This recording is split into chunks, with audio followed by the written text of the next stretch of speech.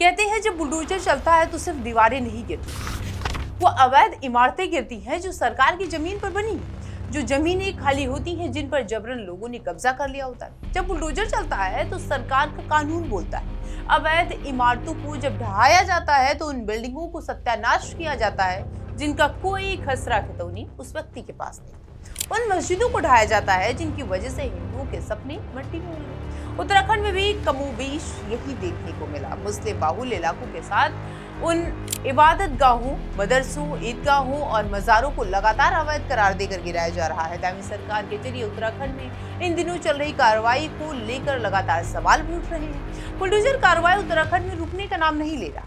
ये नज़ारा उधम सिंह नगर का है, वहां से सामने आया है। प्रशासन ने बड़ी कार्रवाई करते हुए एक और मज़ारों को हटवा दिया। प्रशासन का कहना है कि यह धार्मिक स्थल सिंचाई विभाग की जमीन पर बने हुए हैं। अचानक हुई इस कार्रवाई की वजह से अल्पसंख्यक समुदायों में डर सताने लगा है। एक मस्जिद और 2 मज़ारों पर डिमोलेशन कार्रवाई के दौरान इलाके में भारी पुलिस बल की तैनाती रही है, जिससे किसी आपात स्थिति से निपटा जा सके। अधिकारियों के मुताबिक ये जमीन सिंचाई विभाग की थी, जिस पर अवैध कब्जा करके धार्मिक संरचनाएं बनाई गई थी। करीब 3 महीने पहले प्रशासन ने सर्वे के बाद संबंधित लोगों को नोटिस जारी किया था। अधिकारियों के मुताबिक जमीन के स्वामित्व और निर्माण से जुड़े दस्तावेज मांगे गए थे, लेकिन अधिकारियों का कहना है कि कब्जा करने वाले लोग कोई ठोस दस्तावेज पेश नहीं कर सके। इसके बाद प्रशासन ने कार्रवाई का फैसला लिया और शनिवार सुबह तीनों धार्मिक स्थलों को ध्वस्त कर दिया गया। इसके साथ ही सिंचाई विभाग ने जमीन पर दोबारा कब्जा लिया।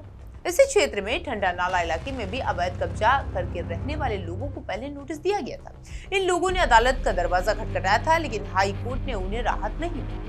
हालांकि सुप्रीम कोर्ट से फिलहाल नोटिस पर रोक लगा दी गई। अधिकारियों ने साफ किया है कि जिन धार्मिक ढांचों को हटाया गया उनके मामले में अदालत से कोई रोक नहीं मिली, इसलिए कार्रवाई की गई।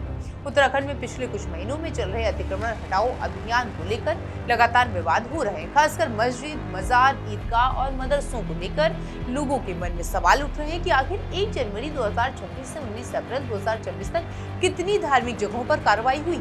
लेकिन जब इस पूरे मुद्दे को ध्यान से देखा गया तो एक अलग ही तस्वीर निकल के सामने आई। जनवरी 2026 में मुख्यमंत्री पुष्कर सिंह धामी ने दावा किया था कि राज्य में साल 2030 से चल रहे अभियान के तहत करीब 573 से 600 अवैध मज़ारों को हटाया गया और लगभग 10 से 11,000 एकड़ सरकारी जमीन खाली कराई गई है। अगर इस साल की घटनाओं पर नजर डालें तो जनवरी 2026 में देहरादून के घंटाघर के पास एक अवैध मज़ार को हटाया गया था। इसी तरह हरिद्वार के पीरन कलियर और रुड़की इलाके में भी 1-2 मज़ारों पर कार्रवाई की खबरें सामने आई थी। उत्तराखंड में इन दिनों बुलडोजर कार्रवाई लगातार शुरू है और इसके साथ ही कई बड़े सवाल भी खड़े कर रही है कि क्या ये सिर्फ अवैध कब्जों के खिलाफ कानूनी सख्ती है या फिर इसके पीछे कुछ और भी है। हम इस पर नजर बनाए हुए इसमें जो भी अपडेट होगा आप तक लाएंगे, लेकिन तब तक ऐसी तमाम खबरों को देखने के लिए आप बने रहिए हमारे साथ और देखते रहिए रेस्ट में।